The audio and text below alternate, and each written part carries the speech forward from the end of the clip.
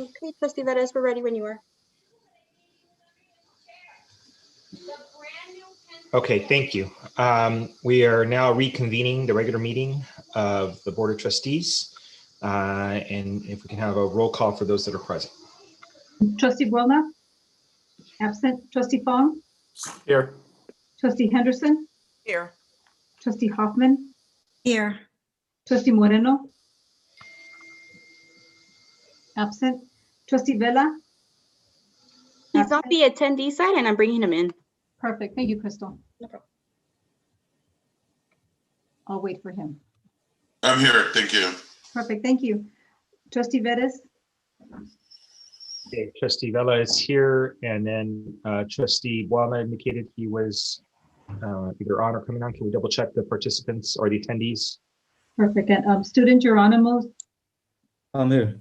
Thank you. Thank you. Yeah. Okay, and then Trustee Buelna I see is logged on. So Trustee Buelna, can you verify? It is me. Okay, sounds good. All right, thank you. So we do have quorum, and let's begin here. Today, one second. Today we are kicking off the month of February, a very special month as we celebrate African American History Month. We're also honored to have the presence of one of our students.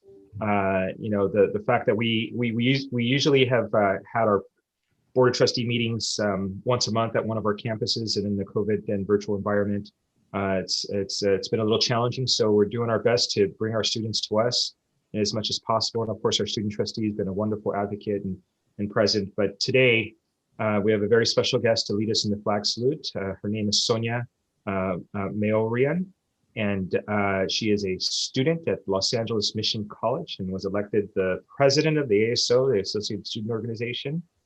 She's majoring in political science and has a focus on international relations, and I believe is also doing a minor in philosophy. So that's wonderful. She's intending to transfer to a four-year school, and it says here she'd like to complete a doctoral degree. So that's wonderful for those that have endeavored in that process. A few on the board here too. So thank you, Sonia. And if you can lead us in the flag, and then afterwards, if you can make a few comments and tell us a little bit about yourself and give us a little perspective from Mission College. So Sonia, the floor is yours. Thank you very much to the Board of Trustees for having me today. Before we proceed, I would like to ask for everybody to place their right hand over their heart so we can begin. I pledge allegiance to the flag of the United States of America and to the republic for which it stands, one nation, under God, indivisible, with liberty and justice for all. Thank you very much. And as to a few words about myself, well, as you heard, I am the ASO president for Los Angeles Mission College. I was elected at the age of 18, shortly upon coming to Los Angeles Mission College. I've been able to garner skills that I know that I'm going to use in my future academic career, which I'm hoping is going to be a very long one. So far, the school has treated me with has surpassed my highest expectations in terms of academic development. And I'm very, very glad to call myself a student of Los Angeles Mission College, and I'm glad to call myself a participatory member of its leadership. So thank you so much for having me today, and I'm hoping to represent LA Mission College further as we go on with spring semester. Thank you very much, Board of Trustees. So thank you, Sonia. Is there any questions or comments from any of our trustees to our leader here at ASO Mission College? Nope, seeing none. Then thank you so much for joining us. It's always a pleasure to have our students here, and keep on doing your thing. We're going to be excited to see you progress through your academic career, and want to make sure that that Mission College and LACCD does everything we can to support you. So thank you, Sonia. Next, Board of Trustees, we do not have any special recognitions listed today, so we'll move forward to approval of the agenda. I don't believe we have any changes from the staff perspective. If there are any questions or concerns from the board level, if you can speak now. If not, we'll deem that approved by the consent here of the board. Any questions or comments on the agenda? Seeing none, we will move forward with the approval of the minutes. On the agenda is the minutes for regular board meeting and closed session November 4th.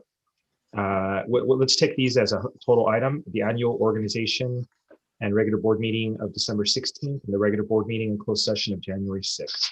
Can I get a motion to approve? So moved. Motion, Second. Wellness, seconded by Trustee Vela. Can I get a roll call vote? Student trustee Geronimo's advisory vote. Yes. Trustee Buelna, Yes. trustee Fong, Yes.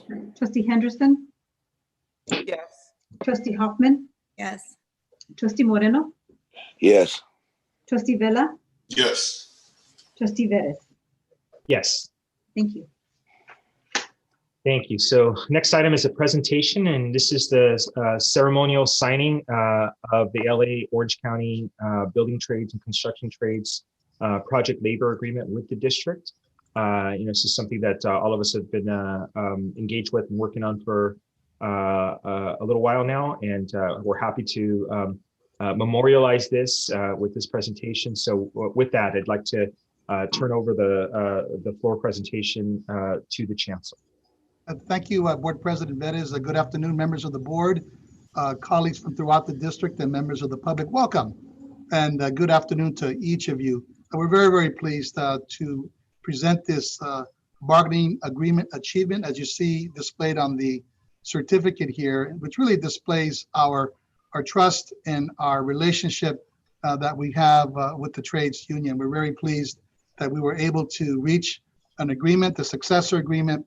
We've had a long history of amicable relationships and fairness around the collective bargaining table. So I'm going to give Ernesto Medrano an opportunity to say hello and his thoughts in just a moment here. But we have 6 employee groups here at the Los Angeles Community College District. This represents conclusion of the successor agreements for 5 of our groups. We still have 1 pending and working on that. So we're very, very pleased when we can reach an agreement that talks about salaries and working conditions for our colleagues who help us build an excellent community college district. I wanted to recognize the team from the district side who led this and were around the table with our trades union colleagues.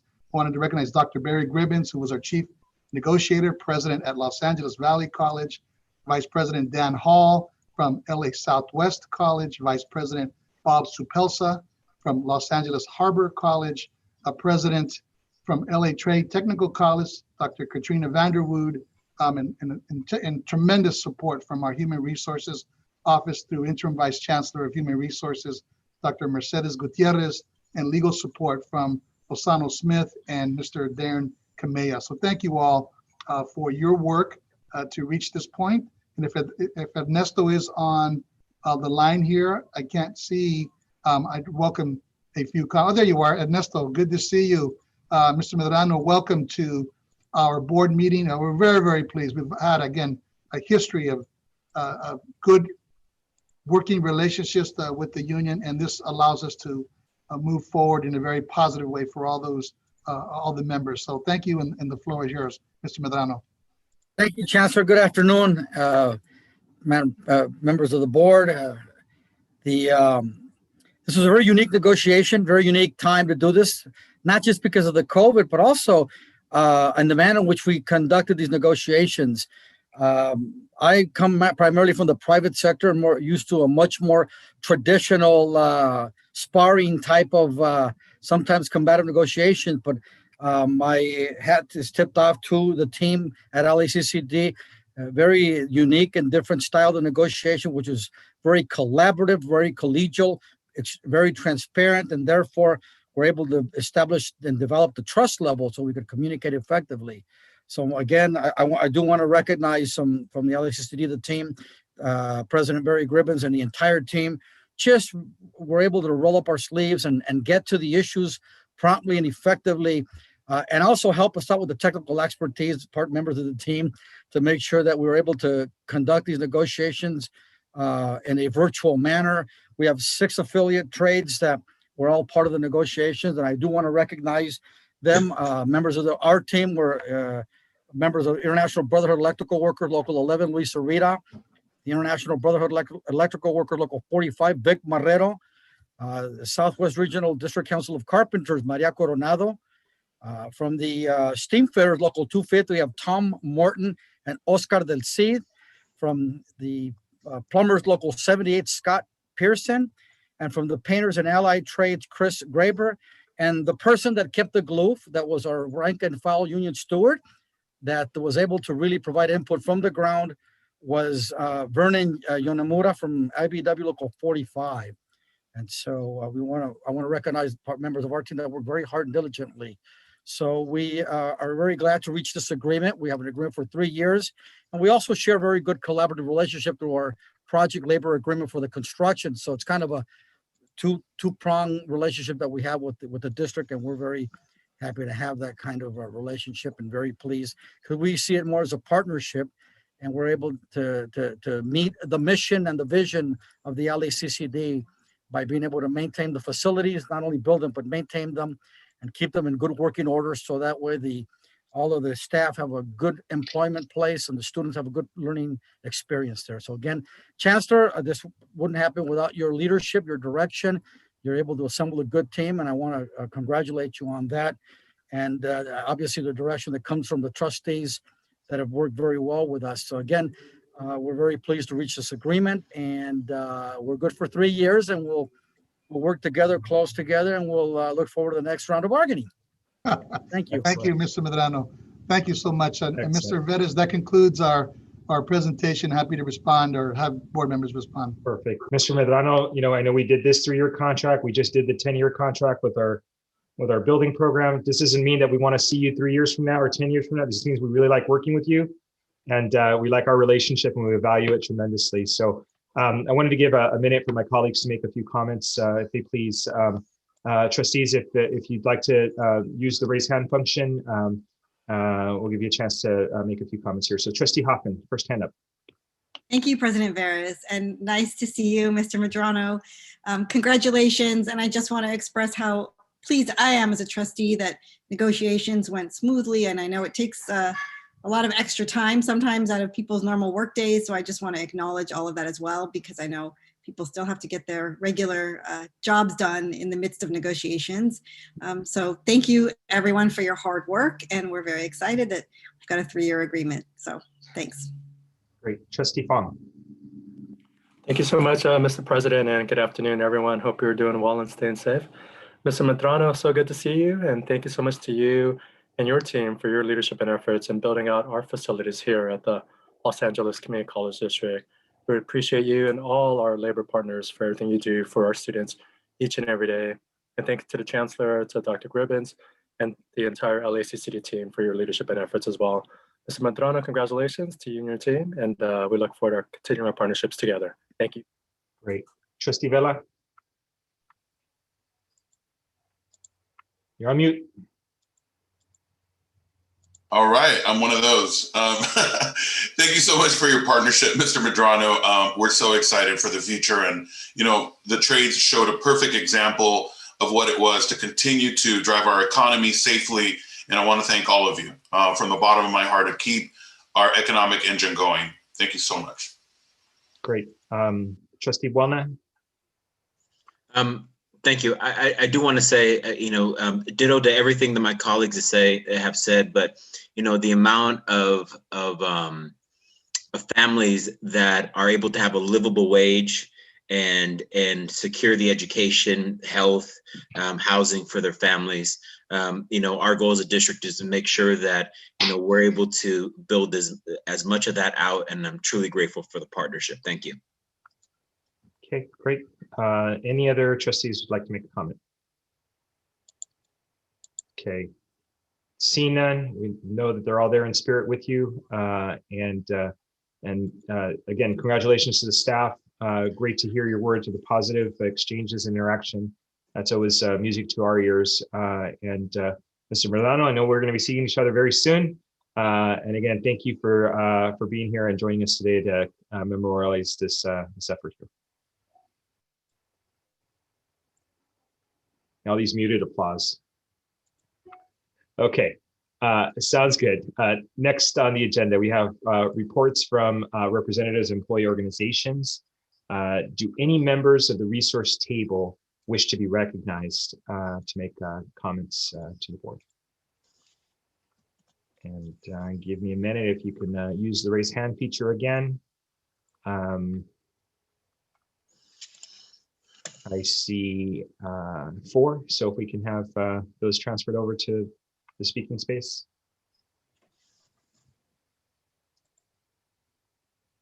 Okay, we have the 4 members in the room now.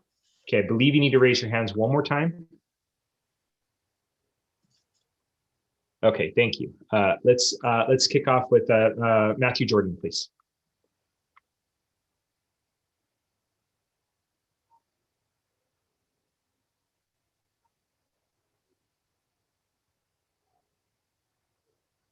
Matthew, are you ready to go? Thank you. I was muted. I'm one of those. I'm one of those two. Thank you.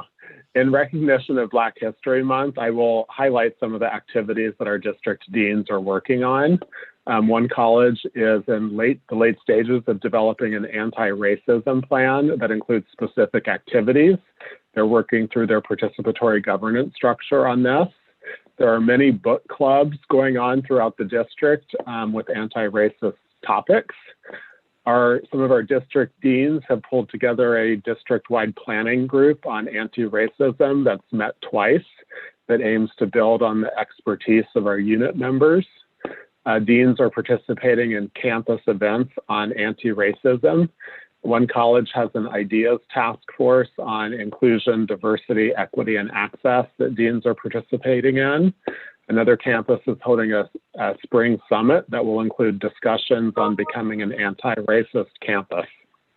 Finally, deans throughout the district are participating in the USC Equity Alliance. I participated in an event last week that was on recruiting and hiring diverse faculty. But one of the more compelling ideas was putting on a campaign, advertising campaign to recruit faculty of color. So these are some of the things that our district deans are currently working on. We look forward to working with the Chancellor Board and all of the employee groups to improve the lives of our Black students. Thank you. Thank you, Mr. Jordan. Next, if I can have Joanne Waddell. Sure, I think I'm off mute. Joanne Waddell representing AFT 1521 Los Angeles Community College faculty, and an active Black History Month to all. While we all spent last year adapting to our remote working conditions, our list of unresolved and outstanding issues continues to grow. That list includes recognition of increased workloads often performed in substandard environments, discussions about returning to face-to-face assignments, AB 705 implementation, and implementation of the Article 9 arbitration, which we've now won twice. Those last 2 are in the queue at Superior Court for hearings. And finally, the list includes an evaluation process with accountability and outcomes that the Guild could support. Our persistence causes us to press forward to begin to improve our processes, and we will do so beginning Saturday. And we look forward to seeing you all at Saturday's meeting. Thank you. Thank you, President Waddell. Next, if I can go to our Academic Senate Representative Angela Echeverry. Hi, good afternoon, everyone. So first of all, I just want to say we're very excited about starting a new semester next week. It's hard to believe that it's been 1 year almost since we had our last large district discipline meeting. That was in February, at the end of February of last year. And so this year we're going to have a meeting, but it's going to be, obviously it's going to have to be virtual. And the theme of the meeting is going to be the change you want to see. This has been a really unprecedented year for faculty and students. The amount of work and preparation that has gone into being able to teach under this new environment is really almost impossible to quantify. And again, I want to, reiterate that, my colleague Joanne Waddell talked about AB 705. I want to just remind everyone of the learning loss that is occurring among students, K through 12 students in particular. I have 2 of them at home. And I'm just very concerned that when they're coming, to college, that we may not be serving them properly with the course offerings that we currently have. And so I just want to express my concern about some of the enrollment loss, and especially in first-time students. I think we need to do a better job at looking at what their needs are and serving them better. But in any event, we look forward to continue to working with everyone to serve our students best during these unprecedented times. And so we're very excited to start a new semester. And I think we're starting to get into a bit of a rhythm here, a little more comfortable with online education, and it's just very important that we support our faculty and students. So I want to thank all of you for your support, professional development, online support for faculty, because that's been critical in this last year. So thank you. Okay, thank you. Next I have, and I'll do the presidents right after this, but Mary V, I don't know who that is. So if you can identify yourself too. There you are. There I am. I know Mary. Okay. I just wanted to say hello and introduce myself as in a different capacity. My name is Mary Van Ginkel. I'm the recording secretary for SEIU Local 721. Taking up for President Bruce Hicks so he can have a break. And I just wanted to say hello, and I'll be seeing more of you in the next year. So thank you.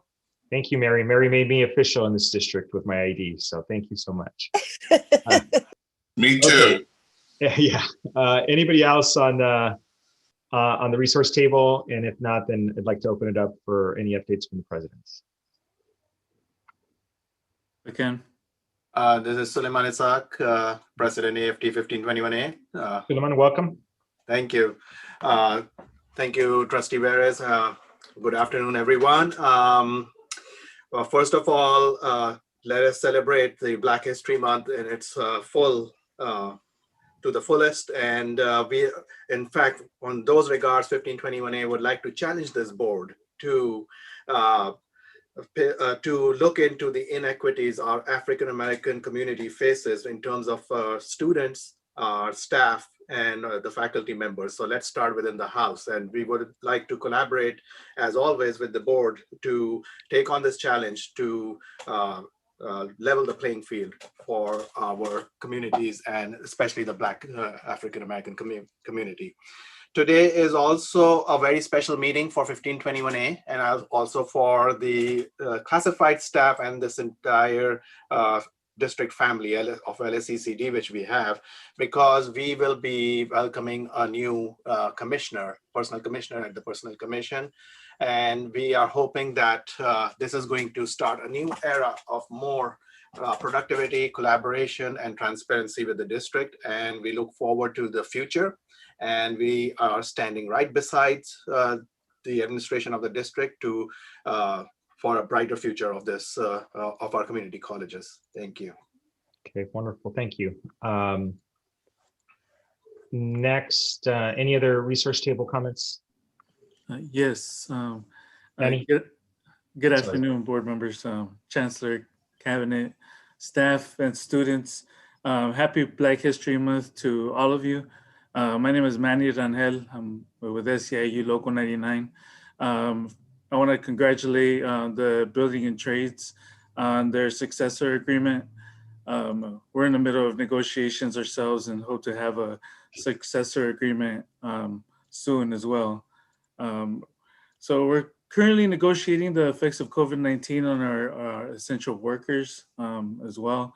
One of our demands was recently met when the district announced that it was covering some qualifying COVID-19 absences, which is great. And our members, our essential workers are excited about that.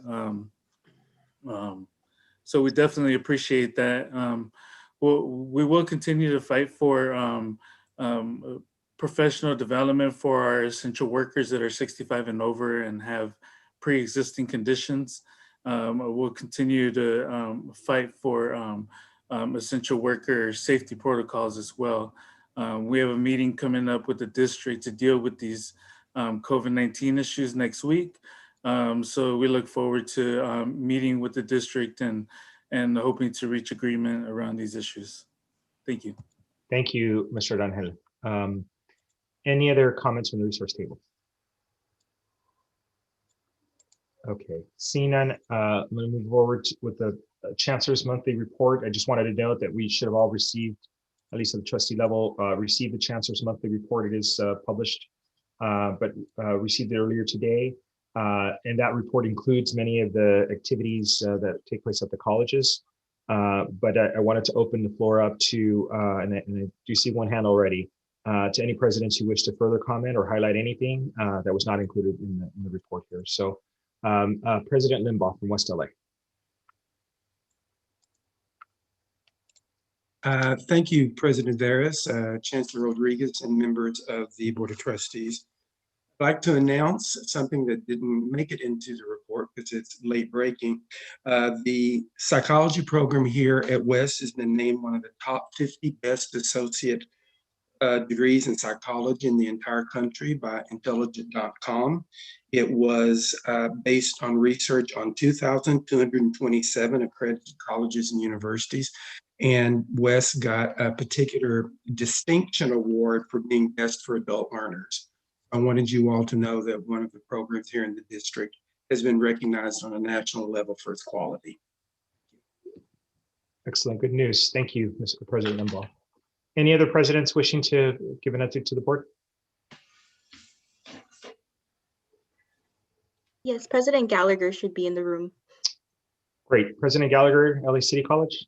Yes, good afternoon, trustees. Thank you very much. I just wanted to let you know that we're very proud at LA City College to have been awarded a Department of Labor grant. It's over 4 years for $1.686 million. And it is to provide computer training for certificate and degree programs for immediate employment for those students who are in certificate programs. It comes with a great internship program associated with it, and we're very happy that we are given this opportunity. There were only 11 awards in the country and only 4 to single grantees, and we were one of the 4. So we just wanted to let you know that we're really happy and we plan to do something extremely productive with it. Excellent, great news. Thank you for that update, well appreciated. And very exciting. Any other presidents with an update?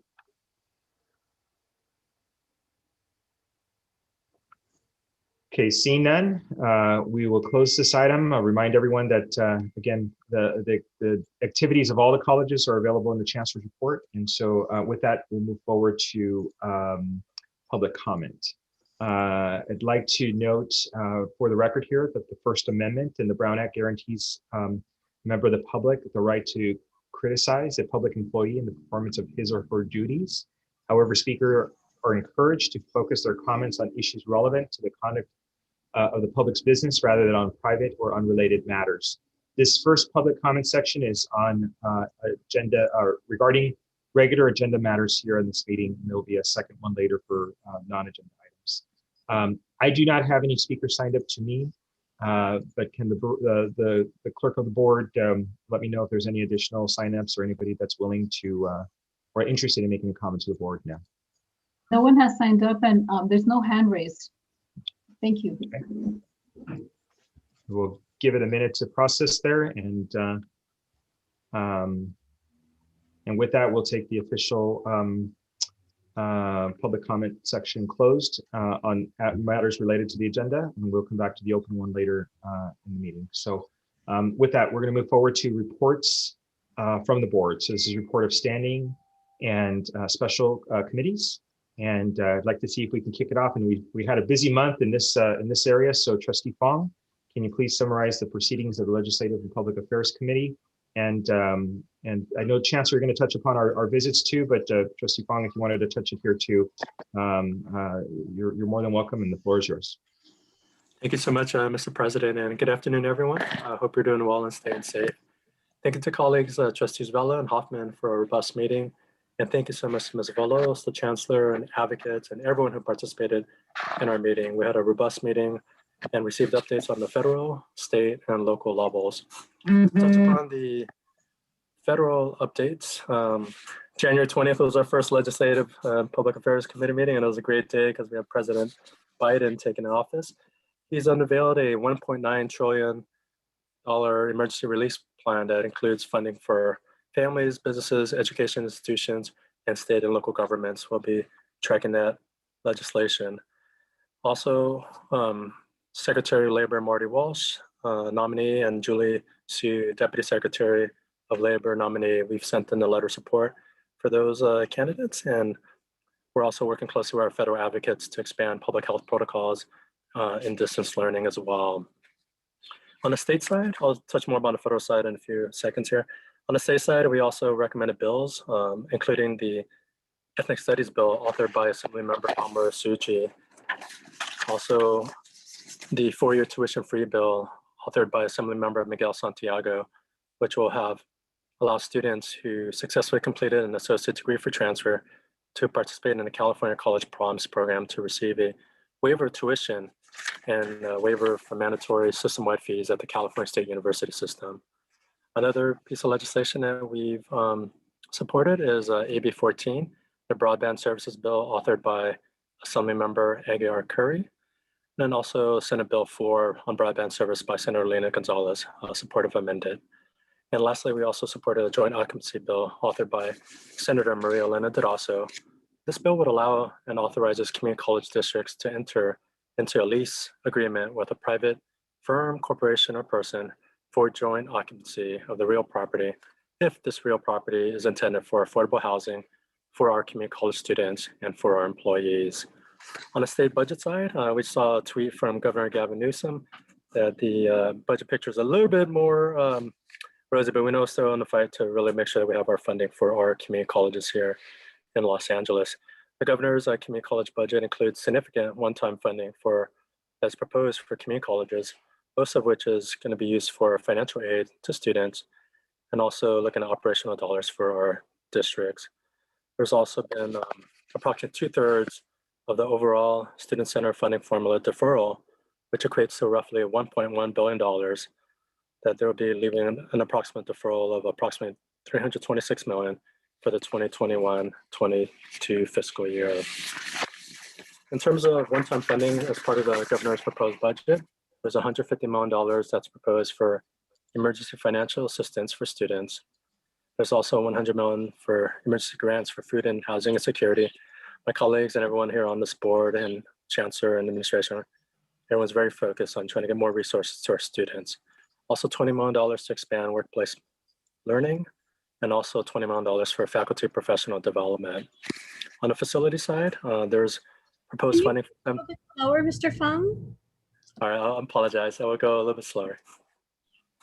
On the facility side, on construction phase, there's a proposed project for LACCD College. It's a theater arts replacement program, and it's one of 17 projects proposed in the governor's budget that would provide funding for the construction phase. Also on a local level, we also signed a jobs partnership MOU with LACCD and the City of Los Angeles. And I want to thank Trustee Vela, Trustee Hoffman, and the whole team, the Chancellor, Ms. Velosa, and everyone for their work and efforts on that. Also on the local level, we're pushing hard on our Metro UPass program, and we're working with Move LA to launch a campaign to support a fairless LA Metro plan. And those letters, we'll be getting additional support letters and look forward to additional conversations on that. At the local level, we've also worked on dual enrollment collaborations, including with the Los Angeles Unified School District to expand additional opportunities there, and also a focus on ethnic studies. And lastly, at the local level, we also have released a LACCD Education Matters advocacy letter that was distributed to elected officials, community leaders, and other stakeholders. And some quick additional updates on the federal level.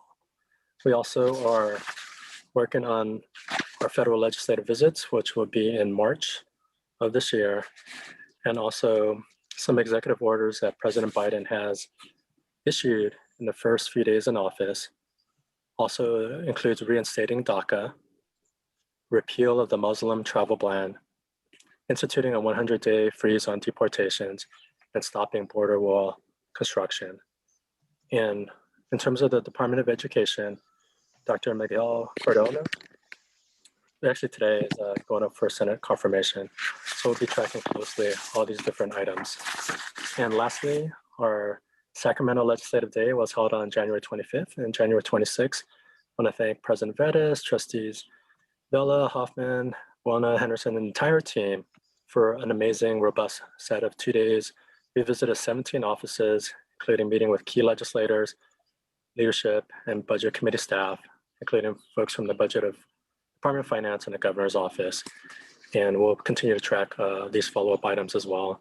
So thank you so much. I'm sorry if I spoke a little quickly earlier.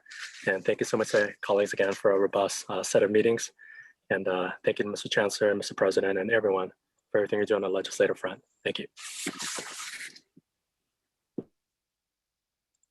Thank you, Trustee Fong. Any questions or comments for Mr. Fong on the report? Nope, seeing none, we'll move forward to Trustee Buona. Can you summarize the proceedings of the Institutional Effectiveness and Student Success Committee from January 20th? Sure. I would like to thank my colleagues, Trustee Henderson and Trustee Fong, that were part of that committee. We had a very good presentation on enrollment from Southwest College and from Mission College. Dr. Awan and Dr. Bettis answered questions, and we went over details, and it was just a very good presentation. President Vettis, that is the extent of it. Thank you very much. Okay, sorry. Thank you, Trustee Buona. Questions or comments for Trustee Buona? Okay, seeing none, Trustee Vela, if you can summarize the proceedings of the Budget and Finance Committee. Thank you, President Vettis. I'm on an interesting delay here. I apologize with my video camera. But we had a very successful Budget Committee meeting. I want to thank the Chancellor and the members of the committee. We looked over our governor's budget, and it looks, a lot better than we thought. We're looking at about 101 million for COLA, which is 1.5% COLA, which is good. $23.1 million, again, not for us, statewide, for 0.5% growth. 30 million statewide to support student technology access. You're looking at 10.6 million for continuing education and quality distance learning. Statewide, 15 million to fund apprenticeships and their initiatives as well.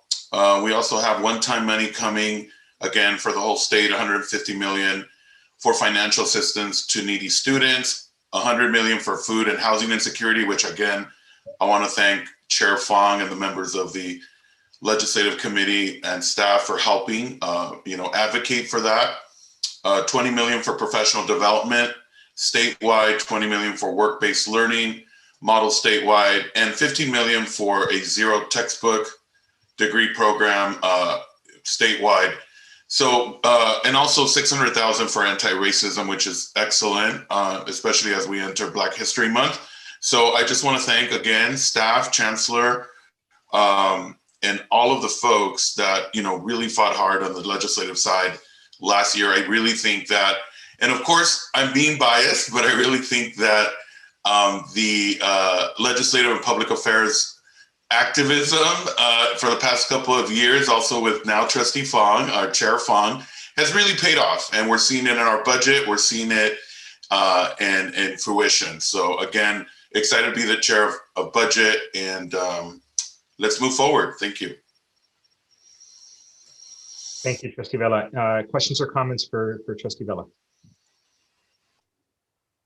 Nope, see none. And of course, I think today was a tweet from the governor that both Trustee Vela and Fong referred to about from the governor with additional funds potentially for programming. So, the challenge in California's budget environment is as the top earners do well, our budget reflects well, but certainly our less fortunate and lower income folks are still struggling tremendously. So much of that action and much of that orientation really we hope to put into action to help people succeed here. So anyhow, so thank you for that update, Trustee Vela. Next, I wanted to go to the student trustee, Geronimo, and can you summarize the Student Affairs Committee meeting? Yes, hi, good afternoon. First of all, happy Black History Month. And I want to thank Trustee Henderson for showing up to the Student Affairs Committee last month. You're always welcome. And so last month we met on January 8th, and we discussed one item, very important item on the agenda that I decided to put because it is something of concern to every student, not only the ones who undergo under housing insecurity or homelessness. This applies to everyone because we don't know. We live in a city where there's a lot of gentrification, and students might go homeless anytime and any day, you know. And most important now that during the pandemic, and a lot of students are going jobless. Most students don't get unemployment benefit. Some students are undocumented, or a lot of things that affect the student life. So for that issue, I decided to bring that item to the Student Affairs Committee, and it was also emailed to the Chancellor and some of the board members here. And this is of concern because before the pandemic, actually, there is showers available on campuses, right? But not all students know about the showers that they don't know that they can access. They can have access for a couple of hours and take a shower.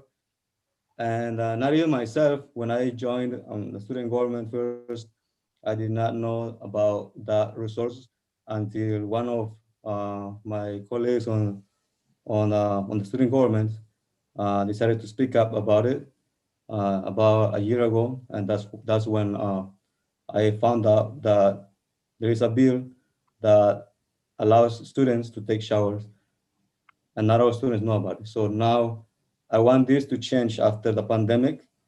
That after the pandemic, all students can have access to showers, and more. There should be more hours available. You know, so not only 2 hours. I don't know how many hours the showers are open in each campus, but I hope it is more than 8 hours a day, morning and evening, because it's really essential. If you're going to be talking about student success and student academic performance, we need them to have those resources, you know, because when a student, let's say I need a shower, but I don't have the access to a shower, I go to my classroom, and I'm always thinking about if I'm smelling or if I'm causing a distraction to other students, I'm not going to be paying attention and for thinking about that, you know, and that's gonna be an obstacle for me to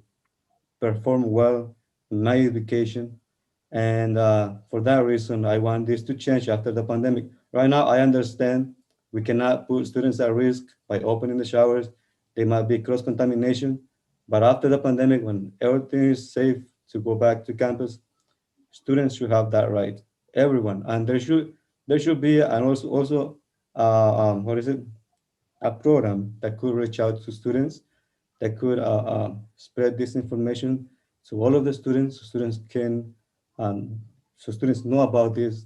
Even those students who are financially stable, they should also know about this, because through them, this can also be informed to other students, and say, I can recommend other students to invite them and to my campus and take a shower. But again, this is something that I would like to see in the future, maybe not now, but in the future.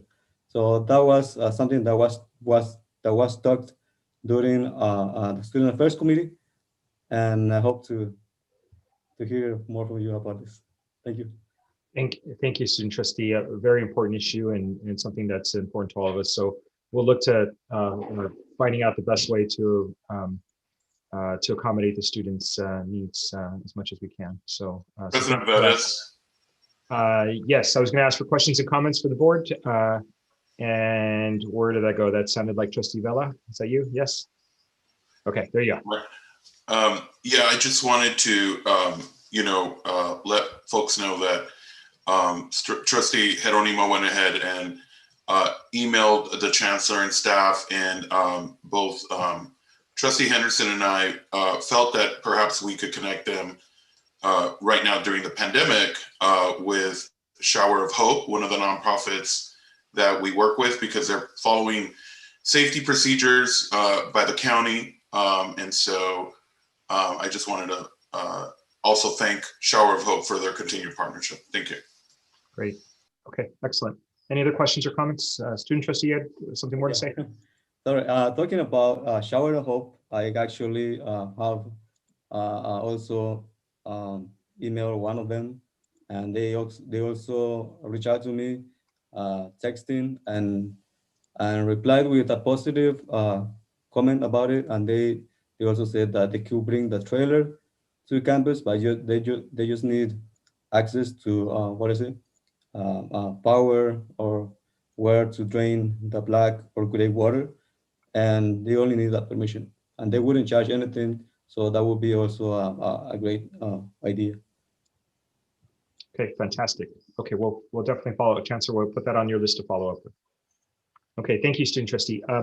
Next, we had a couple of Chancellor advisory committees that were done. So Chancellor, if you can, and along with Trustee Henderson and Vela, who I believe participated in both the committees that I'm mentioning, it's if you can provide an update on the Black African American Student Affairs, and additionally the LGBTQ, I believe IA question mark.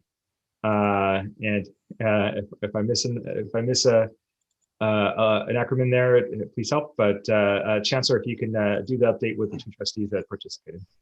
Yes, thank you. I'll share some notes and some highlights, and would invite Trustee Henderson to add any of her comments. She and I co-chaired the meeting that took place, the last one, on January the 21st. That we did announce that our schedule of meetings over the next 2 months on February 16th, and then again on March 2nd and March the 25th. These are public meetings, although our committee itself is rather large with several constituents from the district. These are public meetings and would invite anyone to sit in with us. We announced several things. I wanted to share that on February the 24th, the advisory committee is going to co-sponsor a status workshop. And you have seen these before, members of the board. This is the status of African Americans at LACCD. We'll be presenting data, information, policy considerations. It's a public workshop on February the 24th from 2 to 3:30, where we will dial in on student enrollments, on faculty and staff participation and statistics, and then beginning a conversation about next steps and ways to improve on our enrollments and the representation of faculty and staff who are African American. That is the gist, in part, the focus of our committee as well. We will be setting up a separate group to focus specifically on Black faculty and staff as an outgrowth, if you will, of this advisory committee. So looking forward to the work that will happen there. I also wanted to share that we announced that the district is an elite sponsor this year again with the 14th annual A2 Amend conference, the African American Male Summit that takes place annually. It's considered the premier national conference on Black student success, on Black excellence. So we will continue to sponsor that.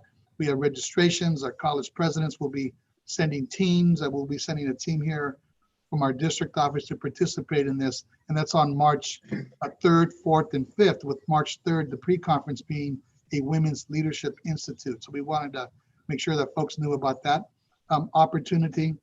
We do continue to do our work with the HBCUs. The state of California Chancellor's Office has an MOU with several HBCUs. So we're continuing to coordinate with our statewide office with LACCD so that we can ensure that there are opportunities for our students who are interested in transferring to an HBCU. You'll notice that on the Chancellor's report, there is a Black Expo coming up later this month in which students can have virtual tours of several of the fantastic universities that are in the HBCU environment. Lastly, I will simply mention that the AAOI work group structure led by Dr. Berry, Dr. Lance Roberts, Claire Norris Bell, Brittany Gray, and Brandy Robinson, Dr. Laura Mayweather and Sharon Damage, Michael Hopper and Damian Daniele, Dr. Danielle Lindor and Dr. Erica Miller, and they're doing excellent work. We're,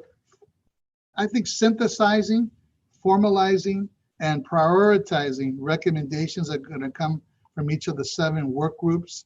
So looking forward to the committee will review those recommendations moving forward. So we'll have more to report later. Then lastly, I'll simply conclude with this and then ask if Trustee Henderson has anything to add.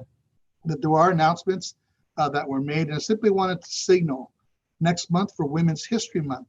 We'll have activities like this month for Black History Month throughout the entire district, celebrating, embracing, affirming this month our African American faculty, staff, and students, and indeed the African American community of this country. But next month, when we celebrate women, East Los Angeles College will host a visit from Patrice McCullers, who we know is the co-founder of the Black Lives Movement. That'll take place on March 19th. And then a visit later in the month by Sylvia Mendez. And if you, the name you may recognize, famous from the Mendez versus Westminster case. That was the precursor to the Brown v. Board education case around desegregation. So that will happen. So look out for that, but just wanted to signal that's going to happen in the future. So we meet next in a couple of weeks. Trustee Henderson, did you like to add anything to the report? Thank you, Chancellor. You did a great job of summarizing the work that was done.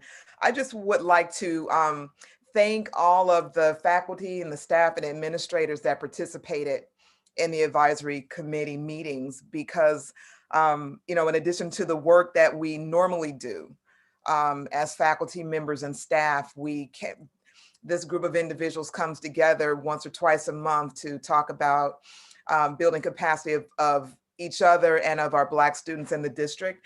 And, you know, oftentimes without additional compensation, because they do it out of the love in their hearts and the passion for the work.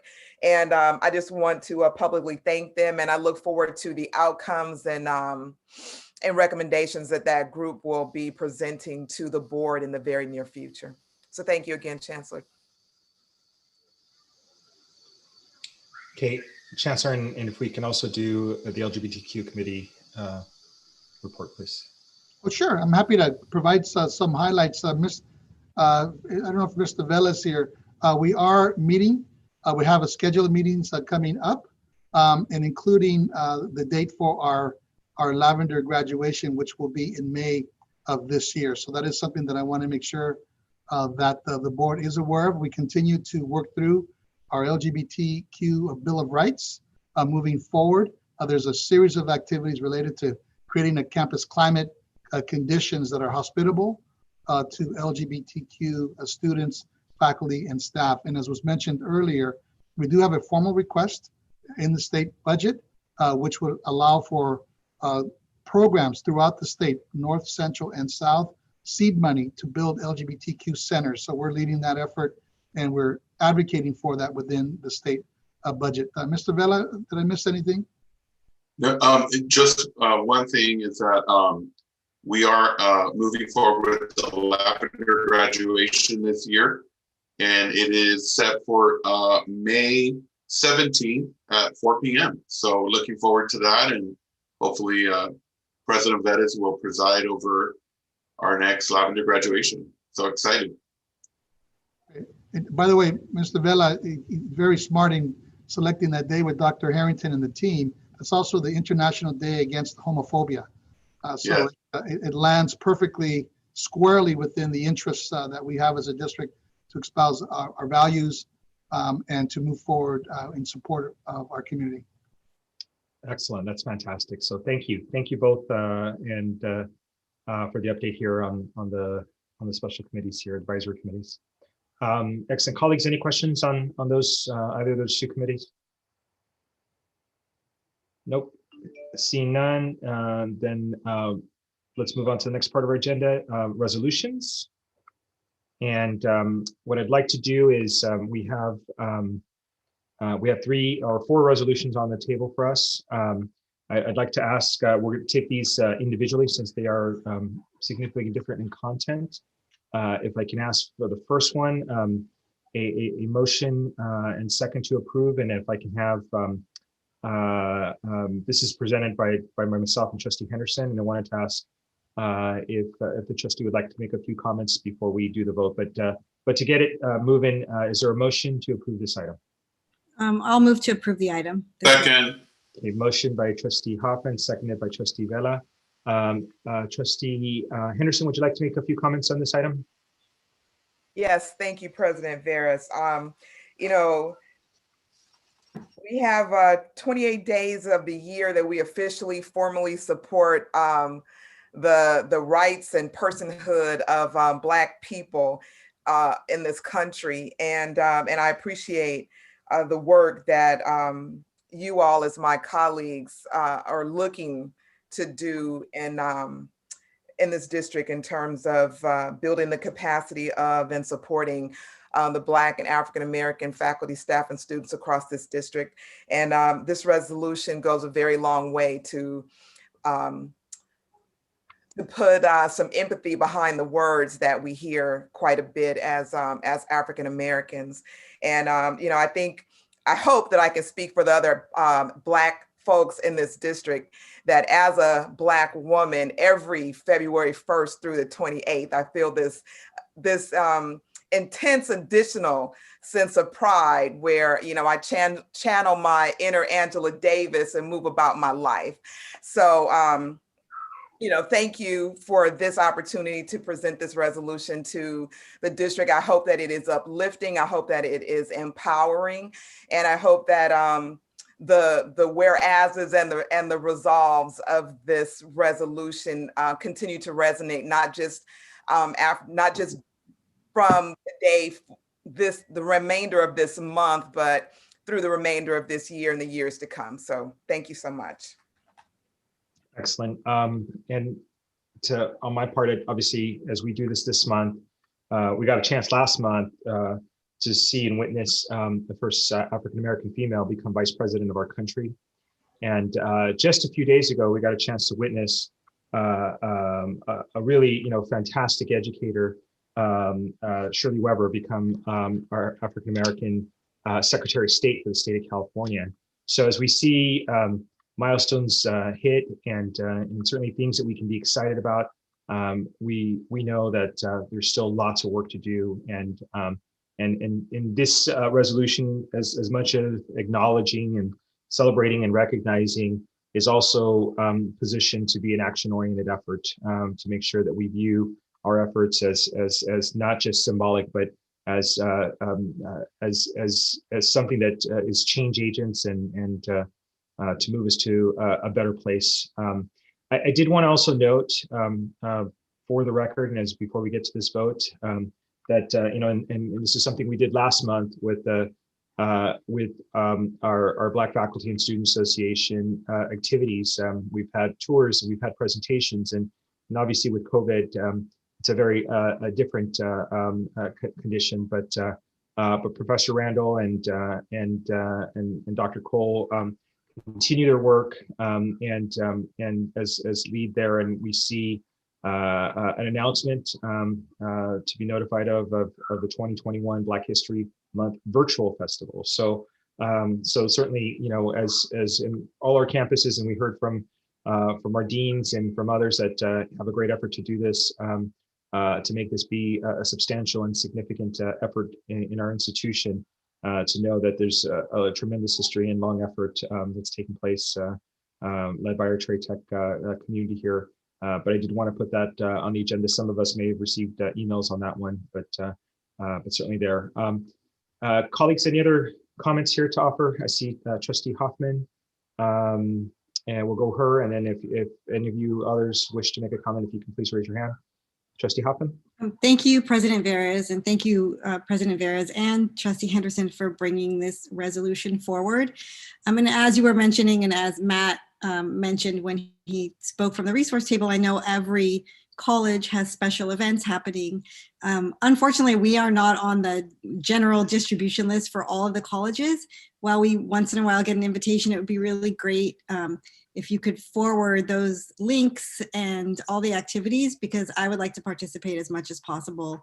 And maybe Chancellor, you could find a way to organize that, or if the college presidents could just have it on their radar when it comes, you know, through your email, if you could just forward an email to the board, I think we would all really appreciate it.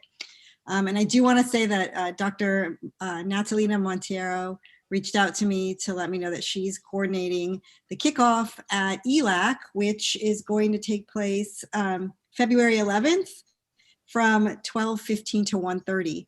And I also want to say kudos to you, Dr. Montero, for getting Patrice Cullors and Sylvia Mendez to come. I realize are coming for Women's History Month, but that's really, really great for our community. So congratulations on that.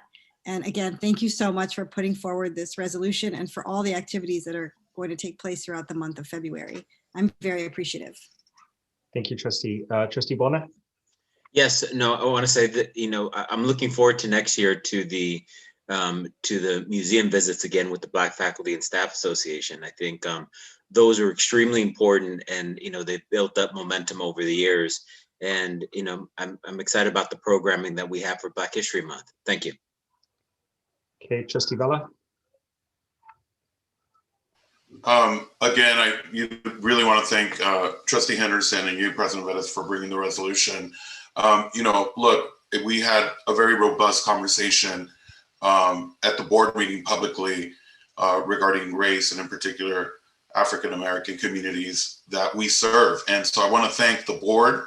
I want to thank the Chancellor and staff and our students for, you know, putting this forward and ensuring that, you know, we're meeting monthly, we're doing some action items, because it's really important that, in particular, the African American Committee does not, you know, or functions as a working committee, and I believe it's doing that. And thank you so much for my colleagues to discuss such an important part of what we do as trustees. And so I just wanted to thank everyone who's part of the committee in particular. Thank you.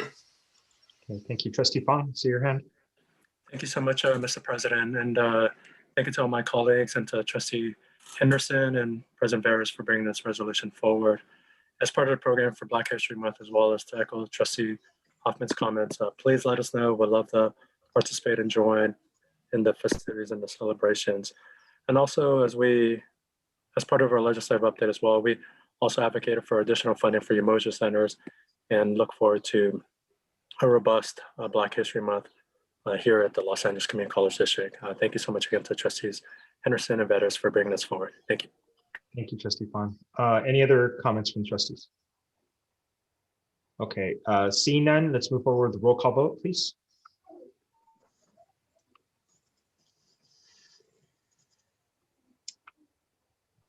Student Trustee Geronimo's advisory vote? Yes. Trustee Buona? Yes. Trustee Fong? Yes. Trustee Henderson? Yes. Trustee Hoffman? Yes. Trustee Moreno? Trustee Moreno? Absent. Trustee Vella? Yes. Trustee Vettis? Yes. I'm here. I'm here. Trustee, your vote? Moreno, your vote? Yes. Thank you. Thank you, Trustee. Okay, item passes. Next resolution is the appointment of a new personnel commissioner. Can I have a motion and second on this item, please? So move.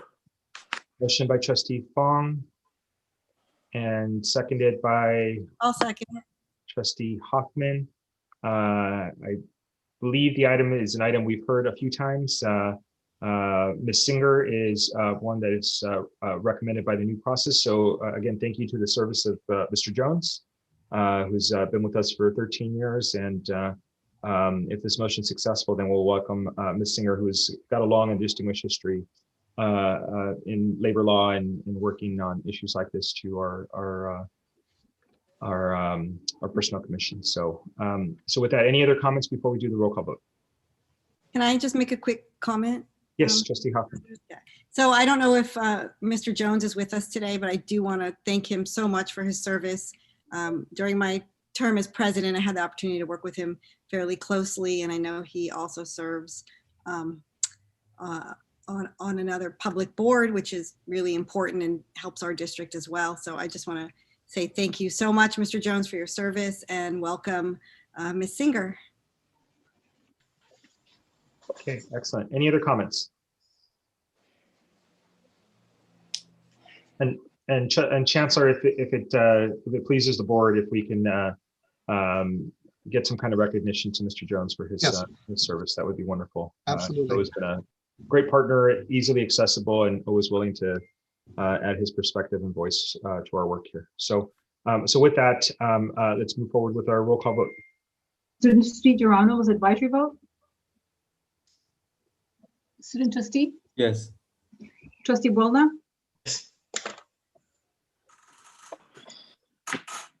Trustee Boulna? Absent. Trustee Fong? Yes. Trustee Henderson? Yes.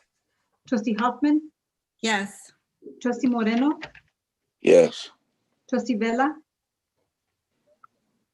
Yes. Trustee Vettis? Yes. Thank you. And I just want to double check with Trustee Buelna. I think he might have fallen off our list here. So, okay.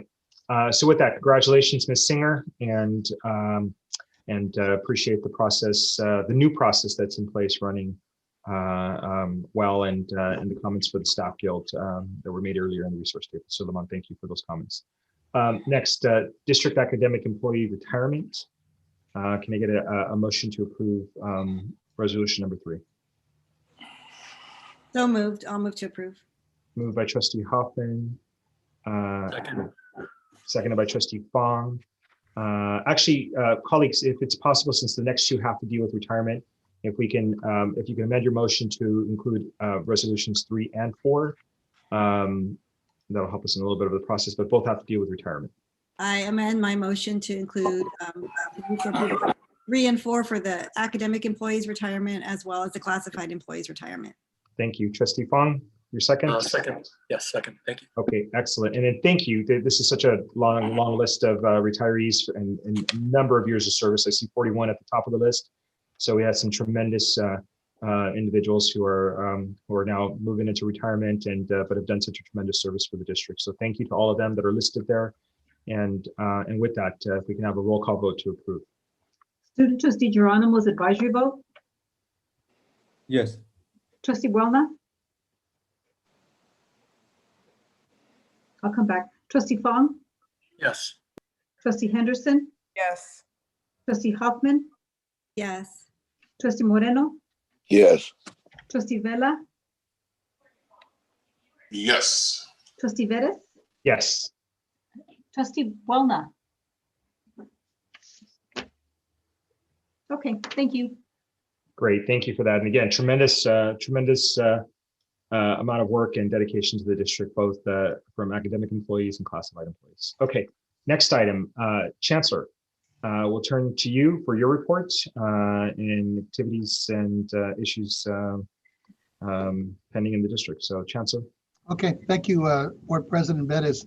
I can have the PowerPoint come up. I do have a couple areas I would like to cover this afternoon. I'd like to talk about give a quick update on COVID-19 and our district's response, our legislative agenda. I'll just say a little bit more. There's been some good reports already given on that.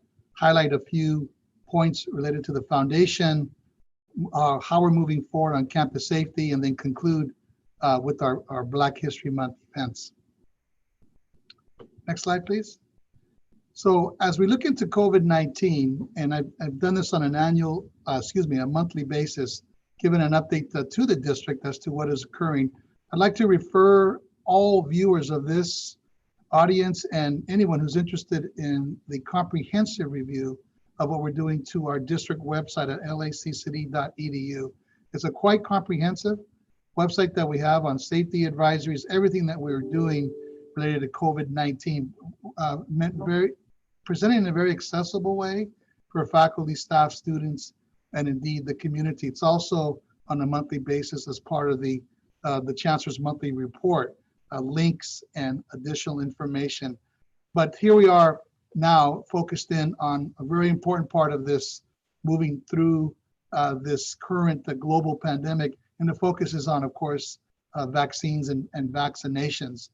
So you can see that the county has appointments that are available for those related to, those are healthcare workers and those who are in the 65 and older age bracket. But as we've seen in national reports as well as statewide, the rollout, while it's moving, is not keeping up with the demand. There's so many of us here in LA County who fit that category who still need to be vaccinated. We're in phase 1B. Those are the educators. We expect those appointments and vaccinations to occur. It's a 2-phase vaccination, as we all know now, sometime between mid and late February. So we're hopeful that that education vaccination, if you will, that will occur in mass, that will begin to be rolled out beginning later this month and then continue throughout the academic cycle. So meanwhile, we will continue to be in remote learning and teaching platforms as we begin our spring semester next week, next Monday on February the 8th.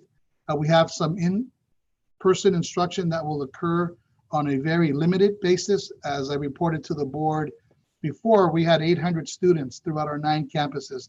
Not very many compared to how many we would normally have throughout the district in areas that we simply cannot simulate or do in a way that conforms with the learning outcomes.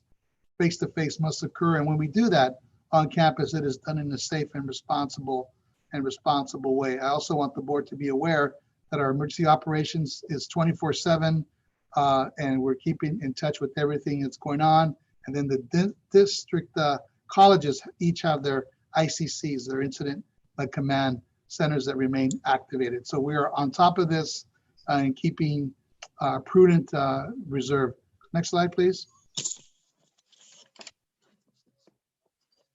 So I'll just say this, these are active links. This is on our website. We do have a re-engagement grid, which is our document that spells out our phased-in approach to returning safely to each of our institutions.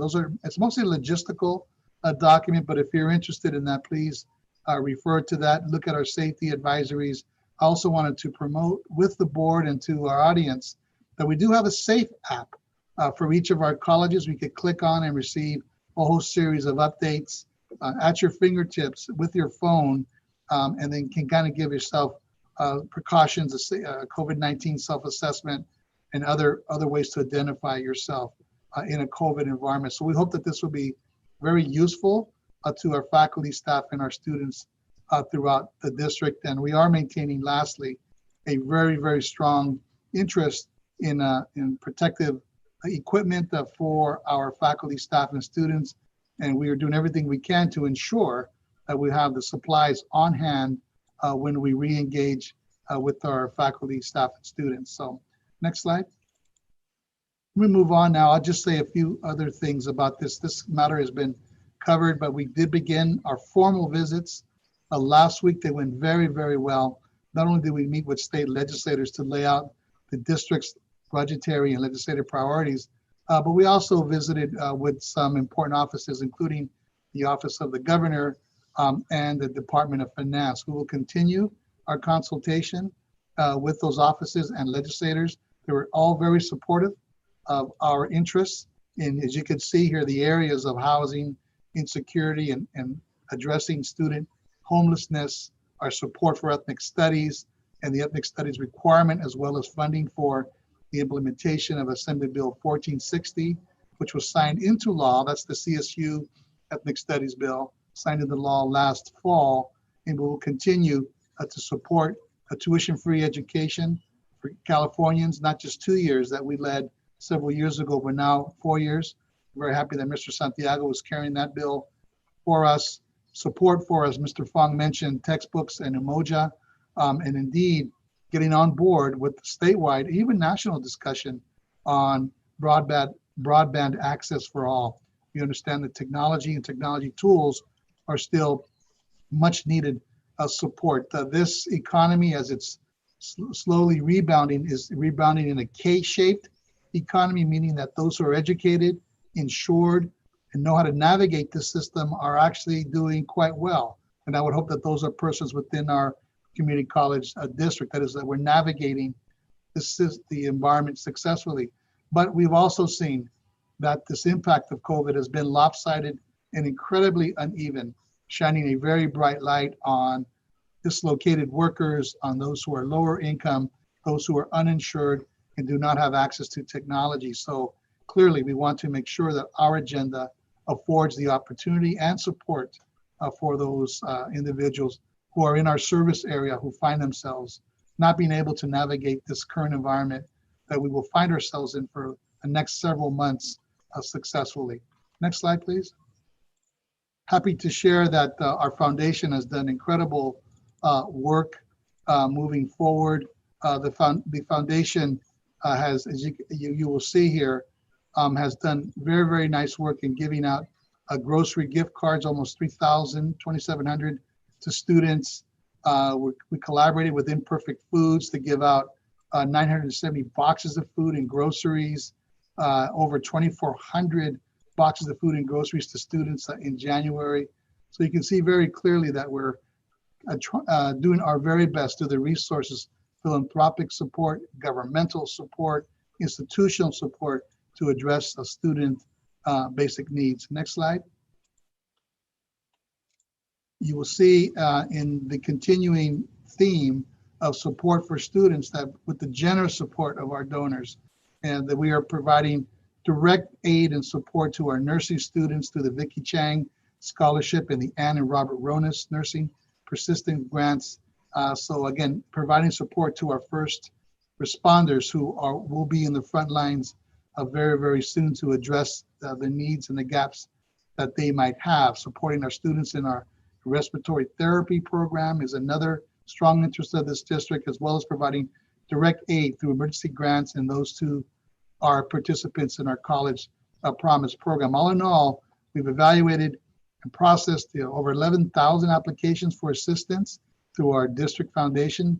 So I want to thank Michael Fuller and his team for continuing to do that and leveraging the $1 million grant that I announced last month from the California Community Foundation. And that has spurred additional generous support that we can provide now, additional support to our students. So thank you again to all our generous philanthropic donors, our generous community, our faculty and staff who are stepping up again during this tumultuous period, unstable period, and providing emergency aid and basic needs. Next slide, please. I'll move now to an important subject that was really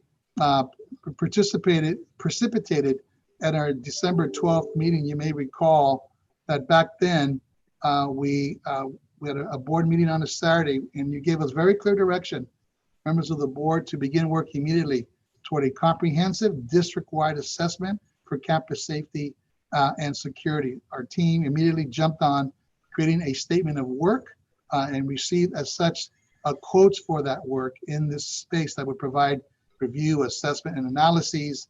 And then after we received that assessment, this would be the basis of a request for proposals that we will move into. We currently have a 6-month contract with the Los Angeles Sheriff's Department, and we expect that if we need to, we will extend that while we move through this particular process of assessment. So thank you to those who spent the MLK holiday weekend reviewing 14 proposals that were responsive, that ranged anywhere from 180,000 to 2.2. Later in the agenda, we'll ask the board to approve the item, and the top ranking firm, Hillard Heinz, to assist us with this work. And know that this work will be robust. There will be a significant amount of focus groups, interviews, surveys, campus and community engagement that will inform the future RFP that will hit the streets in a few months. So I would signal to our campus constituents, be ready to participate, be ready to lean in on the conversation related to campus safety and security. This firm will also give us a threat assessment so that we can further understand where our vulnerabilities lie, and then have a law enforcement agency or unit and services that will address those needs, both in a current and a post-pandemic environment. So again, my thanks to all the committee members. It was a very broad constituency group, from administrators to employee group representatives to student trustee Geronimo. I know you worked really hard on this. Thank you for looking into this very important step that about a few months ago that we began.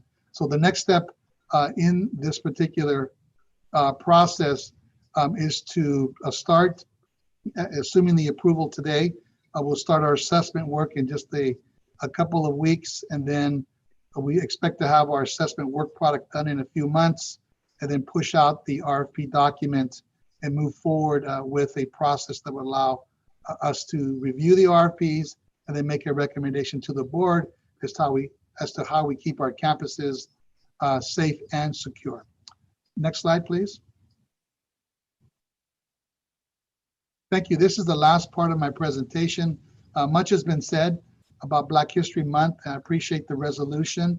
I will, on behalf of the Board of Trustees, be communicating to the entire LACC community with the resolution and some other statements about the importance of not just this month, but the importance and affirmation of our Black African American community here at LACCD. I'm happy to share that the Black Faculty and Staff Association has devised the theme for this year. It is the Black family, representation, identity, and diversity. And you will see a whole host of activities. This is taken directly from the Chancellor's report, which is posted, and we will get this out to everyone. Lectures, seminars, discussions, films, exhibits, virtual tours. I mean, it is a whole host of activities that are both being sponsored, co-sponsored, and facilitated by the Black Faculty Staff Association here at LACCD. So really, really important component. I commend your reading to not just the monthly report, but to all the activities that are going on. I should frame this discussion also in the larger context. Back in June, July, August, we have talked about engaging our community, our academic community, in further professional development, in having teach-ins, films, opportunities for personal and professional growth, to move towards becoming an anti-racist organization, towards building a resilient organizational capacity. And these are the manifestations of that, not just the advisory committee, but the work that is going on at each of the colleges through their equity plans, the work that is going on in our curriculum as we explore the development and expansion of ethnic studies, the work that is going on to review our policies and practices at the Personnel Commission and our human resources, to look at our structural programs, our policies, the way we have carried out the recruitment of, the employment of our staff, faculty, and students, particularly those who have been underserved and indeed underrepresented. So that is the work. Those are all within the framework that we had explored and discussed within the framework for racial equity and social justice. So I'm very, very pleased that we have accelerated our work in this very important space. We have an unfinished agenda. We have unfinished business, frankly, but our intention is to continue this work at a deliberate pace, and at a pace that will lead to results in all of these areas, in curriculum, in hiring, in student leadership opportunities, in professional development and growth, and really become a larger, more informed, well-positioned learning community that is LACCD around the issues of race and racial equity, so, and anti-racism.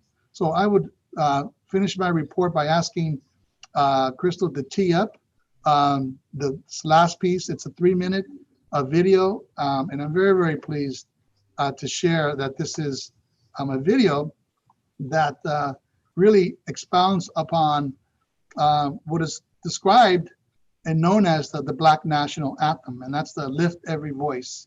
And I'm happy to share that this will be a rendition from the LA Harbor College Chorale, led by Professor Byron Smith, who directs the LA Harbor College Chorale. This, you may know the history of this, but this was written back in 1900 by James Weldon Johnson, and was done in 1905, I think initially to commemorate Abraham Lincoln's birthday. So it's a 3-minute. I think this is a perfect way to kick off at a trustee meeting, if you will, the activities of Black History Month, and in doing so, to support, affirm, commemorate, and recognize the tremendous contributions of our African American community nationally, and our community here at LACCD, and do so with a great sense of pride and hopefulness. So please, let's listen to this, and that will conclude my report. Please put the captions on.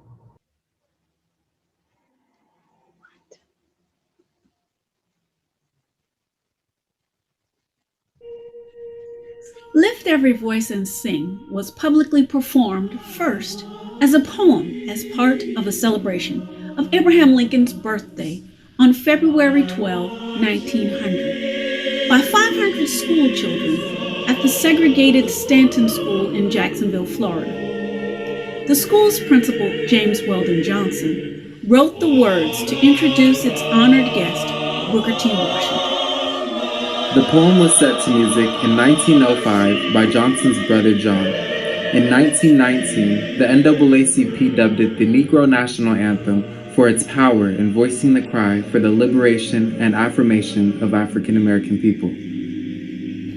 The first stanza is that of rejoicing. The second one becomes more somber and should be sung slower as it depicts slavery and the scars it left. The third stanza moves us to the anticipation of God's continuous guidance. Although this is a virtual celebration, we invite you to stand in unity, along with my students, members of the Los Angeles Harbor College Chorale, as they sing with you. Lift every voice and sing.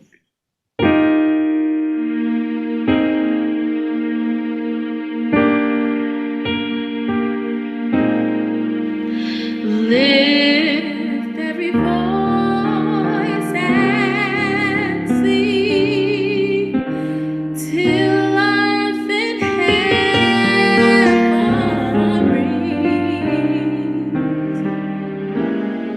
Ring with the harmonies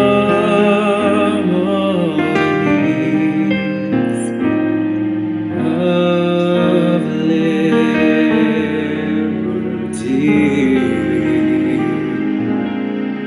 Let a rejoicing rise high as the listening sky. Let it resound loud as the rolling sea.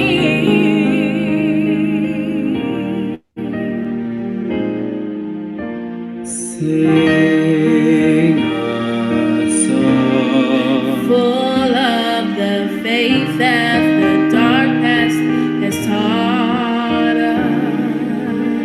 Sing a song Full of the hope that the present has brought us.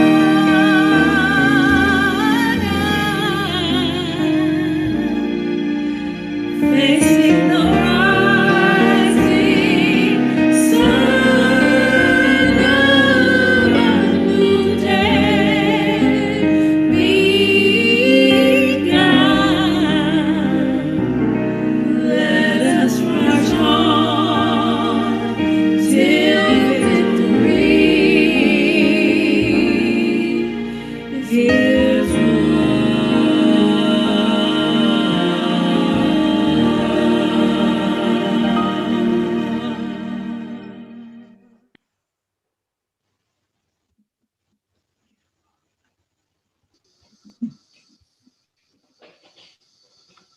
Wow, that was fantastic.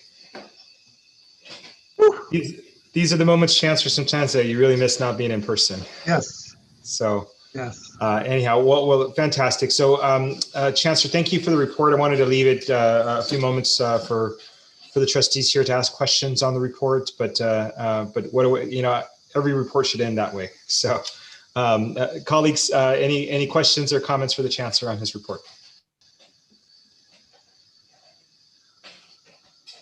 Okay, seeing none. Thank you for the report, Chancellor. We're gonna jump to the combined consent calendar, colleagues. So this combined consent calendar is up for our review. It is items, hold on one second as our screens get reset. It is for consent calendar items M1 through Y2. These items include consent calendars consent calendars for Human Resources, the Personnel Commission, Academic Affairs, Student Services, Budget Finance, Business and Facilities. Are there any items that require additional information? If you can please state that, and we'll call on our staff to respond. Any items requiring additional information or feedback? Student trustee, I see your hand. Yes, I have a question on item R10. Will it be, it says that Evoke Learning is an agency, right? That will be conducting a kind of assessment or kind of an investigation that students, on enrollment of students, something like that, or not? Chancellor? Yes, thank you. Let me see if Dr. Corner is available. This is a license agreement. So let's, related to data and institutional success. So Dr. Corner, are you available?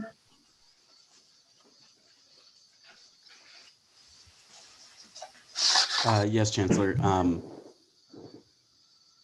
I believe this one is for the use of a data package, and it's actually being run in conjunction with Carmen Shop.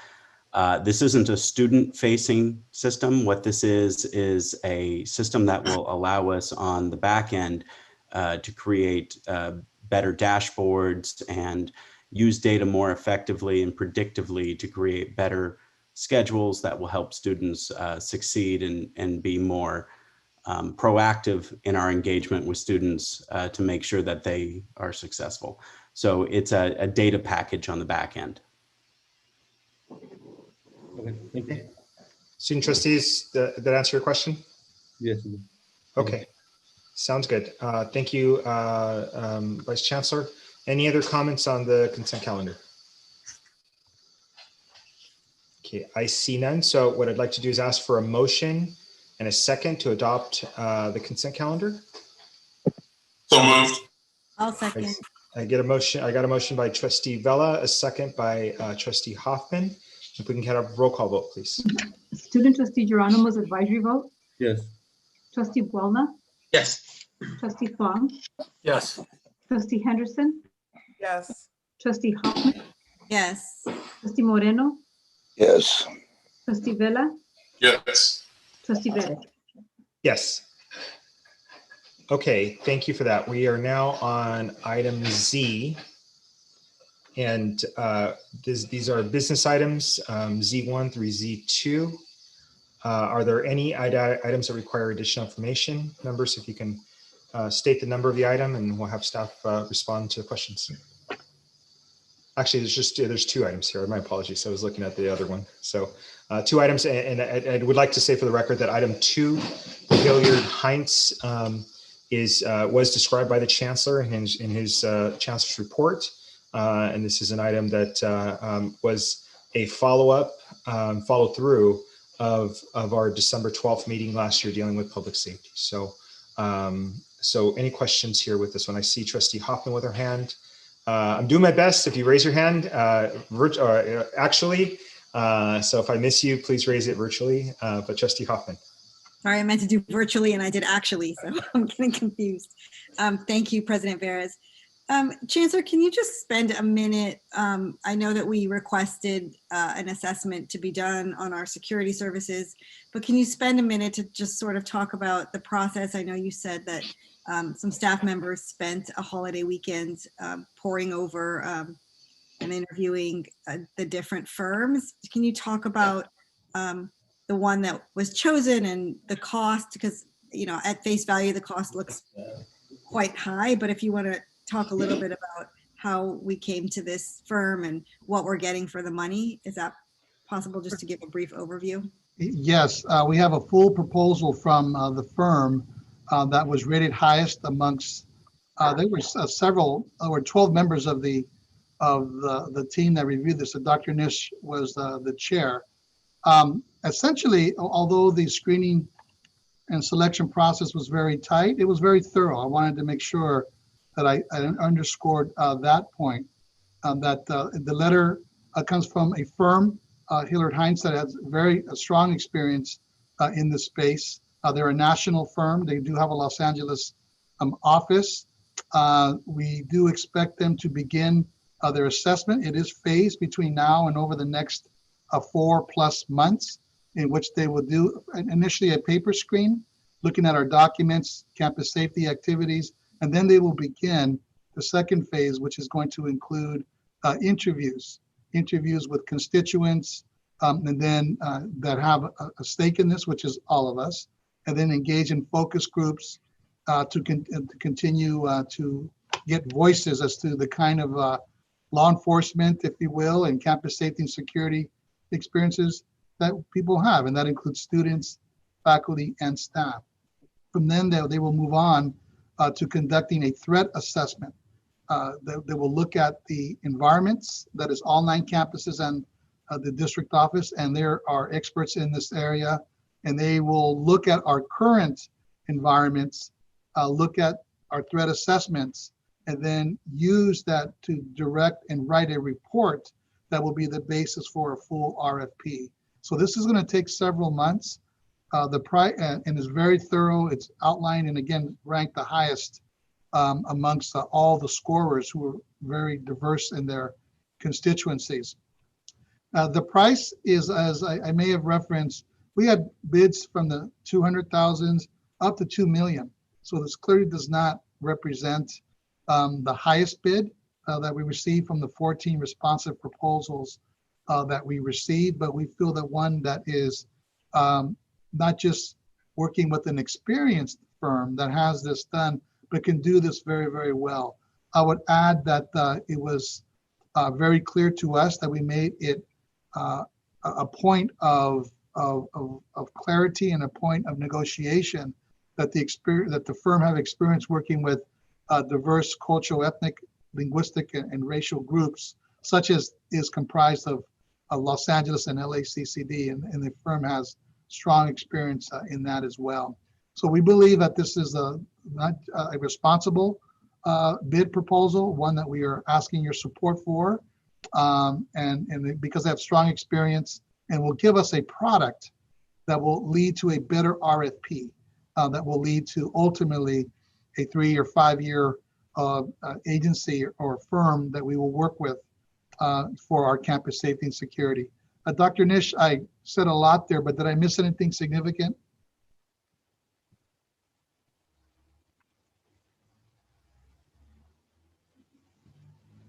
Chancellor, can I just chime in while we're waiting for Dr. Nish? Yes. You know, we had a board meeting on a Saturday Yes. where I was wondering if I had to extend the time for public comment. So while this firm is going to be doing interviews, can I request that we go back into the record and bring back the voices that were able to speak during public comment that day? Because, you know, we certainly heard two very different sort of opinions. And if those people could have an opportunity to weigh in when the firm starts doing interviews, I think that would be great. Sure. Yeah, we're happy to do so. And several of those voices were on this selection process. We wanted to include them from the beginning. But yes, we will take a closer look, because they were not divergent, but different views of campus safety and security, armed versus unarmed example, as one example. So yes, Trustee Hoffman, I'm happy to do so. Thank you. Dr. Nish, did I miss anything significant? Please add or subtract. Thank you, Chancellor Rodriguez. Your overview and description was very thorough and accurate. This was a robust process. We followed the RFP process, even though it was an RFQ. We had a strong and diverse committee. We worked efficiently, but we had a lot of conversation to make sure that we felt confident in our scores, and we were unanimous in our recommendation to the board. To your question, Trustee Hoffman, one of the requirements of any firm that was to be forwarded toward the board was that we would have a very inclusive process of gathering information from stakeholders. We anticipate many interviews, many surveys, many forums, many opportunities for folks to express their opinions, their experiences. And you make an excellent point. We're providing 10 years of data, crime statistic data, to this firm.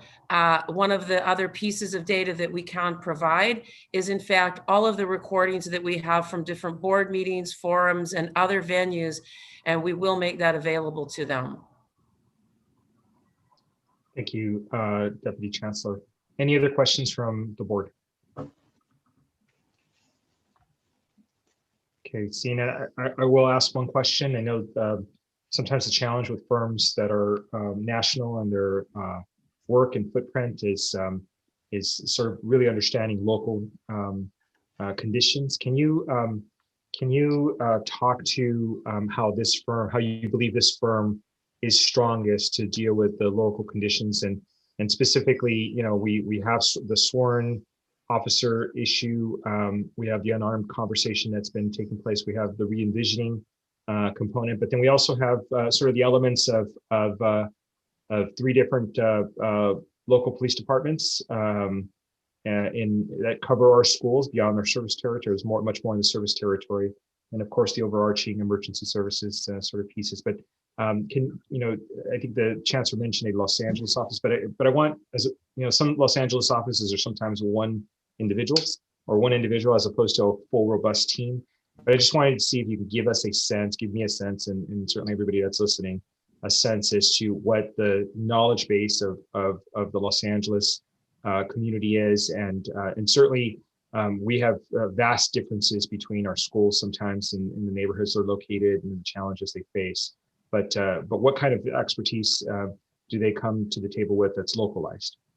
Okay, I'll begin and then ask Dr. Nish to also weigh in on this. Well, it's more than symbolic national office, and the reason that this firm was also selected is in assembling their team. In this kind of process, they have to put together their team and give essentially resumes, background, expertise in these particular areas, and it was quite impressive. And it suggests to me that they have the appropriate expertise locally as well as nationally to do a good job for us. Also important in this is that they also bring, we're not the only community college district or public agency or municipality that has had to address this, so they have at their reach, because of their national exposure and national prowess, opportunities to look at other communities that are similar and dissimilar from Los Angeles, and from there, from the voices that are gathered, able to put together an RP that works for us. But I was, as I read through the proposal, convinced that they had a local sort of understanding of the demographics, local understanding of the multiple components that make up Los Angeles, and would be able to do so with a high degree of sensitivity and a high degree of professionalism as they not just work on campus with our various stakeholders, but also will hear that we expect that from community members as well. So Dr. Nish, please add. Thank you, Chancellor. I would concur with everything you said, and I would just also offer this team impressed us with their approach to implicit bias, with their approach to the lived experiences of our students, our staff, and our community members. They impressed us with their objectivity and their ability and track record to be able to advise a myriad of different kinds of solutions that range from armed to unarmed, hybrid, and all sorts of different things in between, based on what is really the preferences and what is needed in a specific community. We felt confident that even though their headquarters is not Los Angeles, that they had a firm grasp of our distinct area, our colleges, and the communities that we serve. We felt confident with their vast experience, both in education and outside of education, that they would bring a level of expertise to this assessment that many of the other firms, although very responsive, did not have. We really wanted to have the very best, most comprehensive, most professional assessment done of our district, and we felt that this was the team that presented that through this process. Okay, appreciate that. Thank you. Colleagues, any other questions before we vote? Okay, student trustee. It's not a question, it's just basically a comment on this. It is true that we worked really hard during the weekend and holidays, and even we met at 8 a.m. to decide on our final decision. And it was a really hard work to do. And also, I believe that this firm is, well, I hope this is the right firm that we chose, because based on their interviews, this is the one that convinced me the most as well, because they did bother to mention students. They also mentioned that they placed the student trustee also during their interviews, so that's fine. And also, they also mentioned that they will also get some community feedback about what is needed for our campus security. And they were also open to when we mentioned about armed or unarmed security. They were kind of going for both, seeking information about what kind of security is needed for our campuses. And that's how they also convinced me to kind of go for them, because it is important that we have some people who are also looking into possibilities of having maybe a hybrid security on campus, armed and unarmed. Sorry about that. But yeah, this is something that if this is the only way to go through a better security on our campuses, where students can feel safe, not only students but also faculty and staff. I mean, I think this is the good route that we're going to. Thank you. Okay, excellent. Thank you for that that comment and feedback. Okay, with that, trustees, can I ask for a motion? We'll take the items together, business items Z1 and Z2. Can I have a motion to approve in a second here? I'll move to approve items Z1 and Z2. Okay. Second. Motion by trustee Hoffman, seconded by trustee Vela. And give me a minute as we switch screens. My screen switches too, so you give me a minute as I'm trying to on our script here. So it's motioned and seconded, and if we can get a roll call. Student trustee Girano's advisory vote. Yes. Trustee Buelna. Yes. Trustee Fong. Yes. Trustee Henderson. Yes. Trustee Hoffman. Yes. Trustee Moreno.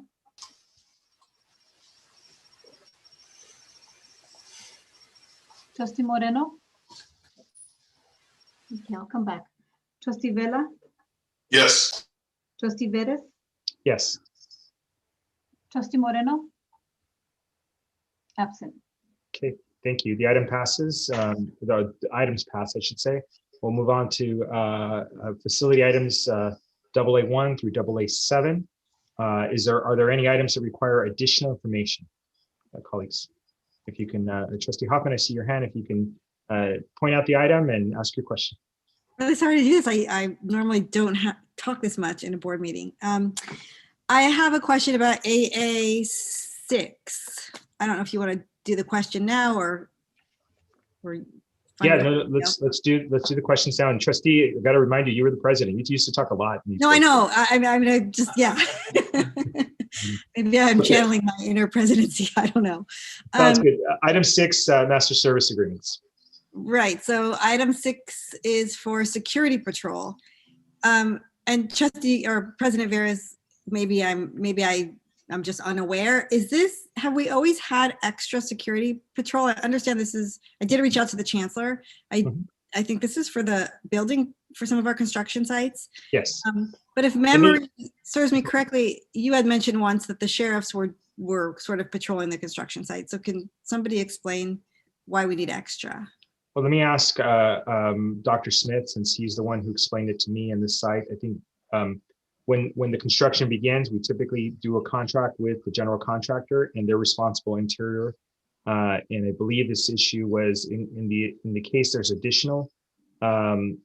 He can explain it more thoroughly, and I did ask the same question in agenda review and preparation. So, Dr. Smith, are you available? And Chancellor, if you're okay with just moving it directly to Dr. Smith, let me give him a moment to jump on. Yes, I'm available. Okay, there you go, Dr. Smith. Item 6, Master Service Security Patrol. So if you can give the feedback and provide, we did have a lively discussion in agenda setting on this. So. Absolutely, and I appreciate the question. This is for an instance where we have our construction sites that are in between, the district managing those sites, where we have active construction, a demolition site, and then we have a contractor who is no longer on site. For example, at Southgate Education Center, we had a demolition contractor. That contract ended because of the several unforeseen conditions. We rebid that contract. Unfortunately, that site is left unsecure. To ensure that we're protecting the site and protecting people from themselves, this goes above and beyond what the Sheriff's Department would do. What we're looking for is an opportunity for all-terrain vehicles to patrol the site. It's it's a large acre site, and there's several issues and concerns with the site, safety and security. So we want to make sure that we can provide additional lighting if we need to. We can have vehicles that we can patrol the interior of the site. So this is inside of the construction zone, not to the exterior or contingent to any space that we are on campus. So this is in addition, and it's a unique situation where we have these types of contracts. Okay, thank you. And then I noticed it goes till 2026. That's just if needed, correct? If needed, exactly, where we have these outliers and unique situations where there's no contractor on site. So we're looking to immediately use this probably for about 3 months, and then we will have another contractor on site at the Southgate Education Center site. And funding is from one of the bonds. Correct. So you have several of them mentioned down here, correct? Correct. Okay, thank you. Okay, thank you, Trustee Hoffman. Any other questions in the AA area? Okay, seeing none, let me ask for a motion to adopt, a motion and a second to adopt the facility items. So moved. Motion by Trustee Buona. Second. A second by Trustee Fong. Roll call vote, please.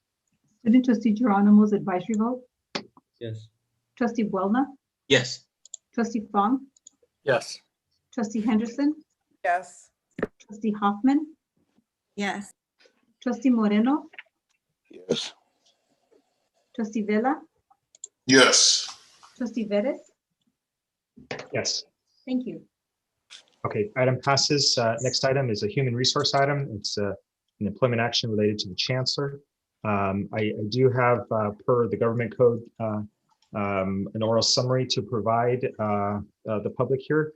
I do want to let individuals know that this is a process that is connected to our board goals and objectives and the review there, and certainly the board self-eval together with the Chancellor's evaluation that's been taking place over the past just about a month and a half, almost 2 months now. And the board is now assessing, or essentially going to be voting on a contract extension to the Chancellor. So let me read this per the government code to make sure that we meet all legal standards that are necessary. Pursuant to government code section 54953, section C3, we are required to make an oral summary of proposed actions on the salaries salary schedules or compensation paid in the form of fringe benefits for all executive positions, executive level positions as defined in subsection of the Government Code section 3511.1 during the open meeting in which final action is to be taken. So this is a final action effort. The agenda item before us includes a contract for the employment of Dr. Francisco Rodriguez as the district's chancellor. The proposal before the board extends the term of the contract through the close of business on June 30th, 2024. The contract provides a base salary of $400 to $467.96. That Dr. Rodriguez's base salary will be adjusted by the same percentage as the state-funded cost of living received by the district effective July 1st, 2020. And a COLA adjustment will be made to Dr. Rodriguez's salaries effective each July 1st, to which the underlying contract and addendum may apply. Dr. Rodriguez will be entitled to the same health and welfare benefits as are received by other underrepresented academic administrators, including retiree benefits, health retiree benefits, and will receive a $500 per month transportation allowance consistent with other executives and college presidents at LACCD. If Dr. Rodriguez's employment ends or is terminated, he shall have the right to retreat to a vacant faculty position in a discipline for which he possesses minimum qualifications in accordance with the Education Code section 87458. I will note that the crux of this is a 3-year extension to the contract beginning July 1st, 2021. It does not reflect an increase in pay. It does essentially align the chancellor's contract to the standards in which we've set for other executives at the college presidents and city level and the vice chancellorships. I guess, yes, that's what I'll note for the record. I'd like to ask, first of all, is there a motion, a second and a motion to this item, and I can provide for comments immediately after. So moved. Second. Motion by Trustee Buona, seconded by Trustee Fong. Any questions or comments from the trustees? Okay, seeing none, then we'll move forward with the roll call vote. Trustee Buona, Yes. Trustee Fong, Yes. Trustee Henderson, Yes.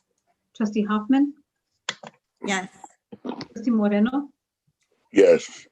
Trustee Vela, Yes. Trustee Vettis. Yes. Thank you, colleagues.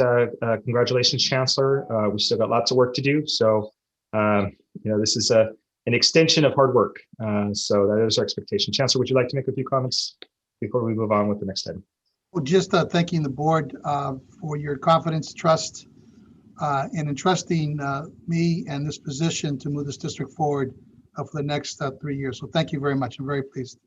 Thank you, Chancellor. I'd like to, for those that are listening in, want to remind everybody that on Saturday is our district board goals setting meeting, in which essentially the work plan of the Chancellor is for the most part laid out by the Board of Trustees. And so it's a public and open meeting, and we welcome interested individuals and groups to join us then. So thank you for that. Okay, next item is item CC, matters requiring a supermajority vote. And this is the authorization use of the contingency reserve to augment college budgets. Chancellor, can you provide a report to the board? Yes. And I believe the item is listed there before us, but this is, again, a use of the college reserve. So this requires a supermajority vote. And before you do that, Mr. Prieto, can you qualify again? That is 5 of the 7 trustees in favor of the motion, correct? Yes, under Board Rule 2412, Chair Vettis, the vote requires 5 trustees to vote to approve. Thank you. Chancellor, your report. Yes, Mr. Vettis, this item is brought before you as really relief to the colleges. This has been discussed for some time now. It has been reviewed with the college presidents, reviewed at cabinet, reviewed with the district budget council. And what we're doing is providing on a one-time basis some relief associated with the IT assessment that was brought forth in this 2020-21 academic year. So it returns on a one-time basis to the colleges, as you see there, about $8.8 million. It's intended to provide some immediate operational relief to each of the colleges so they can address matters related to COVID and other operational matters at their institutions. So this is the recommendation that was brought forth through a process, a shared governance process, the one that I support. It is on a one-time basis, so the IT assessment will return in the year 21-22. So in consultation with Ms. Gordon and with our college presidents and with the district budget council, I'm happy to move forward with this recommendation with my full support. Okay, thank you, Chancellor. Was there any comments Ms. Gordon would like to make on this, or did the Chancellor cover them? Ms. Gordon?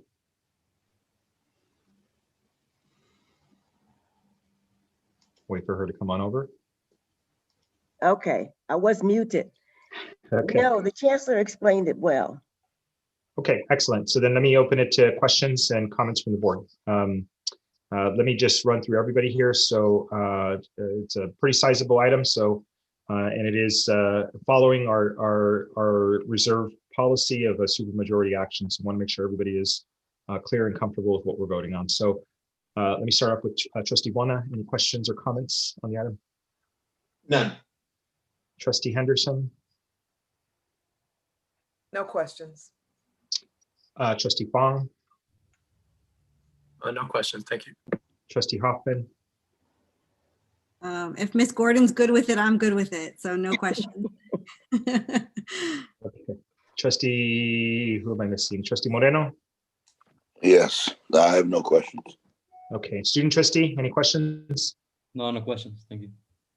Okay, did I get everybody? I'm feeling Bella. Did I get you, David? No, but I have no questions. Thank you. Okay, excellent. Sorry, and my apologies, trustees. I'm just going by the screen order here that gets jumbled up every time we talk.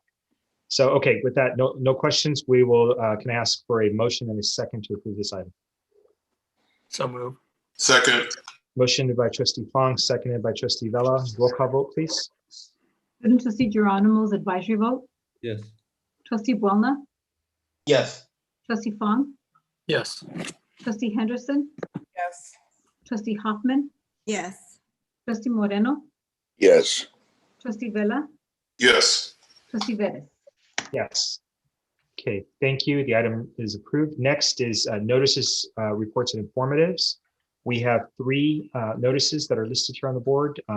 The first two deal with CCAP agreements, concurrent enrollment agreements with some of the larger charter school providers in our region. So the hope is after we get a chance to approve these coming up next meeting, that we'll have been able to capture almost every major educational institution in our service territory with a concurrent agreement. So that's fantastic and look forward to that action.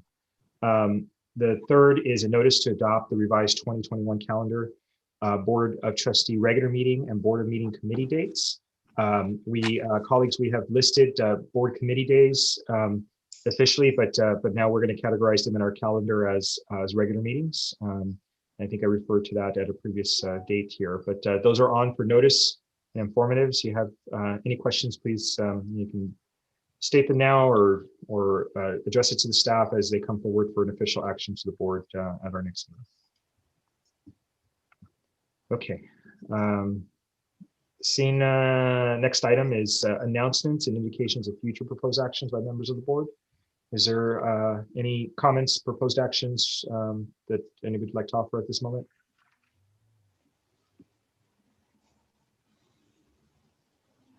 Seeing none, we will move forward to public comments on items that were not on the agenda. Again, I didn't have any signed up earlier.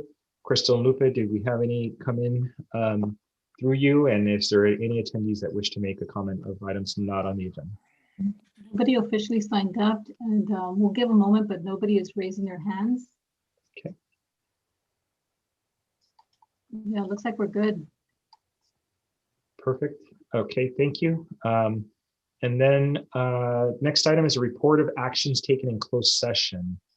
Let me open the document here. The Brown Act requires that certain matters determined in closed session be reported during the public session that follows.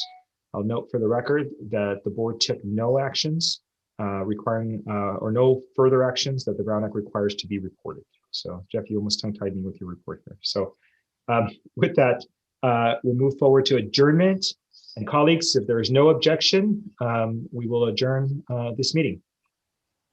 Seeing none, stand adjourned. Thank you all, and we'll see you soon. Thank you, President Veras. Great meeting. Good night, everybody. Thank you.